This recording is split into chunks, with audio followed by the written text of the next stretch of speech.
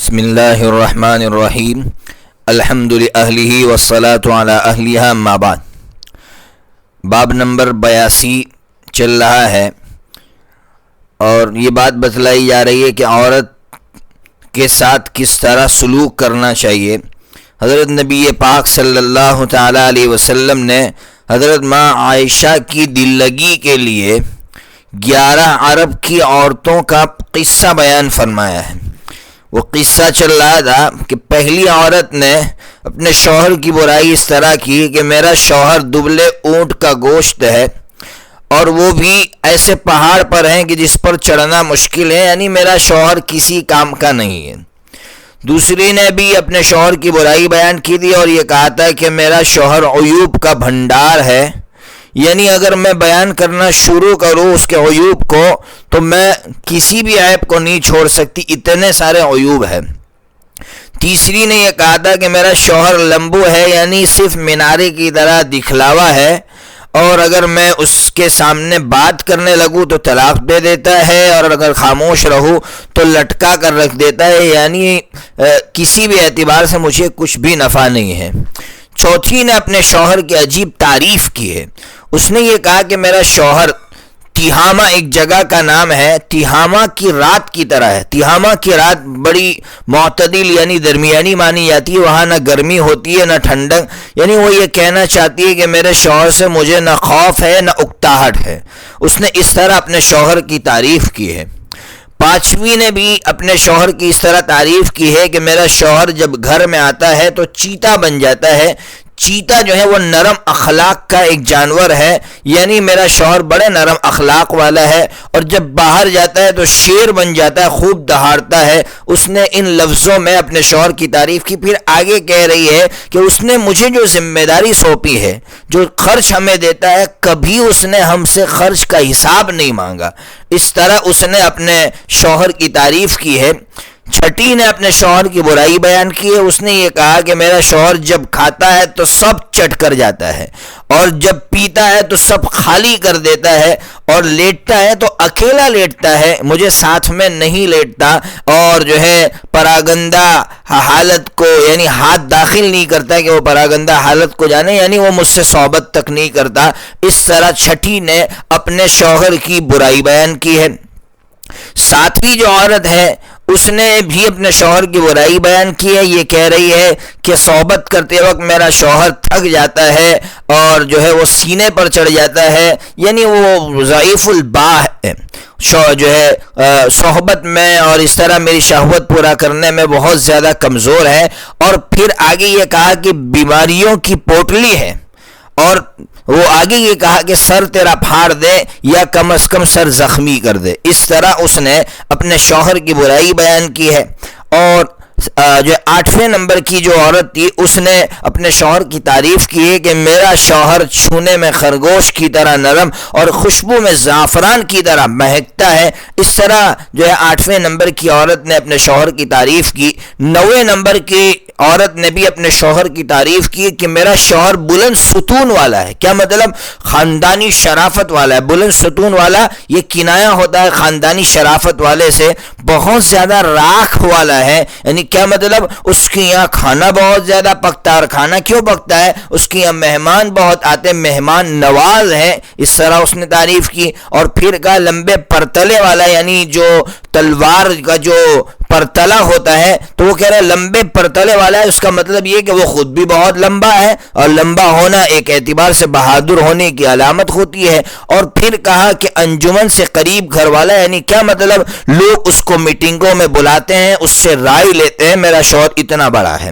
پھر اس کے بعد 10ویں نے بھی اپنے شوہر کی تعریف کی ہے۔ یہ کہا کہ میرا شوہر مالک ہے، یعنی کتنی چیزوں کا مالک ہے۔ کہا کہ وہ عجیب، اس کے پاس اونٹ ہے اور اکثر باڑے میں ہی رہتے، یعنی چرنے کے لیے جاتے نہیں ہیں۔ کیوں بھائی چرنے کے لیے نہیں جاتے؟ اس لیے کہ مہمان اتنے آتے کہ اگر چلنے کے لیے چلے گئے تو ان کو کون کھلائے گا، اس لیے وہ باڑے میں ہی رکھتا ہے۔ اس لیے اونٹ جب سارنگی کی آواز سنتے ہیں، یعنی اب ان کو یقین ہو جاتا ہے کہ اب ہماری موت کا وقت آ گیا ہے۔ ظاہر سی بات ہے جب محفل سجتی ہے تو سارنگی کی آواز آتی ہے، ان کو یقین ہو جاتا ہے کہ اب ہمیں مرنا ہے۔ 11ویں نمبر کی جو عورت ہے اس کا اصل واقعہ میرے آقا سنا رہے تھے کہ ام زرع یا نبی پاک صلی اللہ تعالیٰ علیہ وسلم نے اس عورت کا واقعہ بیان فرمایا کہ یہ عورت اب کہہ رہی ہے کہ میرا شوہر ابو زرع ہے. تم جانتے ہو ابو زرع کیسا شخص ہے, اس نے میرے ساتھ کیسے احسانات کیے. پہلا احسان سنا رہی ہے کہ اس نے میرے کان لد دیے, یعنی میرے کانوں میں زیورات, میرے کانوں کو زیورات سے بھر دیا. پھر کہا کہ کھلا پلا کر میرے بازوں کو بھر دیا, یعنی بہت زیادہ کھلاتا ہے. اور پھر آگے کہا کہ مجھے اتنا اچھا لگا, اتنا اچھا رکھا میرے ساتھ کہ میں اپنے آپ کو اچھے لگنے لگی. پھر کہہ رہی ہے کہ اس نے مجھے چند بکریوں والے گھر میں پایا تھا, یعنی میں غریب گھر کی لڑکی تھی, میں فقیر گھر کی لڑکی تھی. اس نے مجھے اونٹ اور جو ہے گھوڑے بیل کسان والے خاندان میں کر دیا, یعنی مالدار گھرانے میں مجھے کر دیا. پھر آگے اس نے کہا کہ میں اس کے سامنے کچھ کہتی ہوں تو کبھی بھی میری بات کو وہ ناگوار نہیں سمجھتا ہے, ناگواری کا اظہار نہیں کرتا. اور سوتی ہو تو صبح تک سوتی ہو, یعنی سونے میں بھی مجھے کوئی تکلیف نہیں ہے, کھانے پینے میں بھی کوئی تکلیف نہیں ہے. اب اس نے اپنے شوہر کی تعریف کی.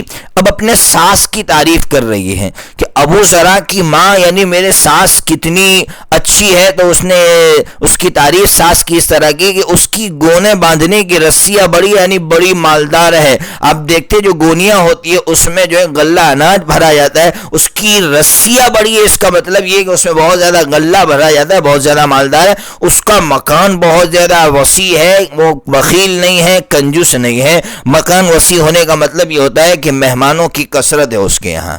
اب یہ کہہ رہے کہ ابو زرع کا جو بیٹا ہے دوسری بیوی سے, اس کی تعریف کر رہے کہ ارے اس کے سونے کی جگہ اتنی چھوٹی ہے جس طرح آپ کھجور کی ٹہری رکھ دے بس اس کے لیے کتنی جگہ ہوتی ہے. یعنی کہنا یہ چاہتی ہے کہ اس کا لڑکا دبلا پتلا چھریرے بدن کا ہے. عرب لوگ جو ہے لڑکے کا پتلا ہونا پسند کرتے تھے, تو اس طرح اس نے تعریف کی. پھر کہا کہ بکری کے بچے کا ایک دست, ایک ہاتھ اس کے لیے کافی ہے پیٹ بھرنے کے لیے, بہت کم کھاتا ہے. جو بہت زیادہ کھانے والا ہو عرب لوگ اس کو پسند نہیں کرتے تھے. اب آگے کہہ رہی ابو زرع کی بیٹی جو دوسرے بیوی سے اس کی تعریف کر رہی ہے کہ وہ اپنے باپ کی تابع دار ہے, اپنی ماں کی فرما بردار ہے. اور آگے یہ کہا کہ اپنی چادر کو بھرنے والی, یعنی موٹی تازی ہے, چونکہ عرب لوگ موٹا تازہ, لڑکی اگر موٹی ہو تو اس کو پسند کرتے تھے. پھر آگے کہا کہ اپنی پڑوسن کو بہت زیادہ غصہ دلانے والی ہے, یا اس کی سوکن کو. مطلب یہ ہے کہ اس کے اندر اتنی خوبیاں ہے کہ لوگ دیکھ دیکھ کر جلتے ہیں. اب ابو زرع کی باندی کی تعریف کر رہی ہے. ابو زرع کی باندی, تو کہا کہ ابو زرع کی باندی گھر کی بات ادھر ادھر کبھی نہیں کرتی, اور بغیر اجازت کے کھانے پینے کی چیز کسی کو دیتی نہیں ہے, اور ہمارے گھر میں اتنی صفائی رکھتی ہے, کبھی آپ کو تھوڑا برابر بھی کوئی کوڑا آپ کو نہیں ملے گا. اس طرح ابو زرع کی باندی کی اس نے تعریف کی. اب آگے کہہ رہی ہے کہ ایک مرتبہ, یہ ابو زرع کی بیوی کہہ رہی ہے, ام زرع یہ کہہ رہی ہے کہ ایک مرتبہ جو ہے ابو زرع یہ صبح صبح نکلے, جس وقت برتن بلوئے جا رہے تھے, یعنی صبح صبح نکلے, دودھ کے برتن صبح صبح بلوئے جاتے ہیں. اس نے ایک عورت سے ملاقات کی, ابو زرع نے, جو اس کا شوہر تھا, اس کے ساتھ 2 بچے تھے چیتوں کی طرح. وہ کیا کر رہے تھے, اس عورت کے کمر کے نیچے سے انار کے ذریعے سے کھیل رہے تھے. اس عورت کی کمر بہت پتلی تھی اور سورین بہت بھاری تھی. عرب حضرات ایسی عورت کو بہت پسند کرتے ہیں, جس کی وجہ سے نیچے سے وہ انار ادھر ادھر پھینک رہے تھے. تو اب کیا کیا, یہ عورت کہہ رہی کہ ابو زرع نے مجھ کو طلاق دے دی اور اس سے نکاح کر لیا. اب یہ عورت کہہ رہی کہ میں نے اس کے بعد ایک شریف آدمی سے نکاح کیا. وہ شریف آدمی بھی بہت اچھا تھا, تیز رو گھوڑے پر سوار ہوتا تھا, اس کے ہاتھ میں نیزہ ہوتا تھا, یعنی شہ سوار تھا, مسلح فوجی تھا. بہت ساری نعمتیں اس نے مجھ پر برسائی, ہر قسم کا مال مجھ پر لٹایا, اور یہ کہا کہ کھاؤ اور گھر والوں کو بھی, اپنے میکے والوں کو بھی دے کر آؤ. لیکن اس کے باوجود کیا کہہ رہی ہے, اس کے باوجود یہ کہہ رہی ہے ام زرع کہ یہ جو میرے دوسرے شوہر نے مجھ کو دیا وہ سب جمع کرو تو وہ ابو زرع کے چھوٹے برتن کے برابر بھی نہیں ہو سکتا. یعنی ابو زرع نے مجھ کو جو دیا اس کی تو کوئی انتہا نہیں. اس طرح اس نے ابھی بھی طلاق دینے کے بعد بھی ابو زرع کی تعریف کی. تو ماں عائشہ کہتی ہے کہ رسول اللہ صلی اللہ تعالیٰ علیہ وسلم نے ماں عائشہ سے فرمایا, عائشہ میں بھی تمہارے لیے ایسا ہی ہوں جیسے ابو زرع. اب دیکھیے آگے پھر میرے آقا نے فرمایا کہ فرق اتنا ہے کہ ابو ذرا نے اپنی بیوی کو طلاق دے دی لیکن عائشہ میں تمہیں طلاق نہیں دوں گا. تو اب طبرانی کی روایت ہے کہ ماں عائشہ نے عجیب بات فرمائی. ماں عائشہ نے کہا کہ حضور ابو ذرا کی کیا حیثیت, میرے ماں باپ آپ پر قربان, آپ تو میرے لیے اس سے بھی بڑھ کر ہے. اللہ اکبر. آپ سمجھ رہے ہیں میاں بیوی کے درمیان میں گفتگو ہو رہی ہے, ایک دوسرے سے کس طرح محبت کا اظہار ہو رہا ہے, کس طرح ایک دوسرے کے دل کو رکھنے کی باتیں ہو رہی ہے. یہ ہے حضرت نبی پاک صلی اللہ تعالی علیہ وسلم کی زندگی اپنی عورتوں کے ساتھ. اس لیے 5190 نمبر کی حدیث آگے لا رہے ہیں. ماں عائشہ صدیقہ رضی اللہ تعالی عنہا عجیب بات بیان فرماتی ہے. بات یہ بیان فرما رہی ہے کہ حبشی لوگ وہ نیزوں کے ذریعے سے ایک کھیل کھیلتے تھے, تو ماں عائشہ فرماتی ہے مجھے یہ کھیل دیکھنا تھا, بڑا پسند تھا. تو حضرت نبی پاک صلی اللہ تعالی علیہ وسلم نے اپنے پیچھے مجھے کھڑا کر دیا, میں یہ کھیل دیکھتی رہی, میرے آقا نہیں ہٹے یہاں تک کہ میں ہٹ جاؤں. پھر ماں عائشہ کہتی ہے کہ آپ اندازہ لگائیے ایک چھوٹی لڑکی کتنی دیر تک دیکھنا پسند کرتی ہوگی, یعنی میرے آقا ایک لمبی مدت تک, لمبی دیر تک وہاں کھڑے رہے اور میں اس کھیل کو جو ہے دیکھتی رہی. اللہ اکبر. یہ حضرت نبی پاک صلی اللہ تعالی علیہ وسلم کی زندگی بیان کی جا رہی ہے کہ عورت کے ساتھ کس طرح دل لگی کا معاملہ فرماتے تھے. اس لیے جو ہے بزرگی اس میں نہیں ہے کہ ہم عورت کو اس کے دل کو رکھنے کے لیے شریعت کے دائرے میں رکھ کر ہم اس کو تفریح کے لیے بھی نہ لے جائے, یا اس کا دل رکھنے کے لیے اس کے ساتھ بیٹھ کر اچھی باتیں بھی نہ کریں. یہ بزرگی نہیں ہے, بلکہ حضرت نبی پاک صلی اللہ تعالی علیہ وسلم جو سب سے بڑے بزرگ تھے, آپ نے اپنی زندگی سے ثابت کر دیا کہ اصل بزرگی کیا ہے. اللہ تبارک و تعالی عورتوں کی قدر کی توفیق عطا فرمائے, اور حضرت نبی پاک صلی اللہ تعالی علیہ وسلم کا جو طریق رہا ہے اس طریق پر ہمیں چلنے کی توفیق عنایت فرمائے. وآخر دعوانا ان الحمد للہ رب العالمین.